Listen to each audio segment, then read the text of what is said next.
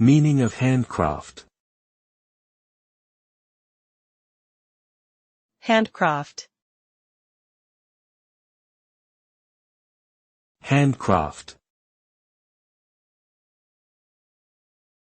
Handcraft. Handcraft. The term handcraft refers to the act of making something by hand rather than by using machines. It involves using traditional techniques and skills that have been passed down from generation to generation. Handcrafted items tend to be unique and often have a personal touch that cannot be replicated by a machine.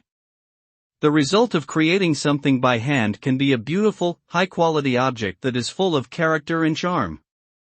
Handcrafting can be a rewarding and fulfilling experience, bringing a sense of accomplishment and pride in one's work.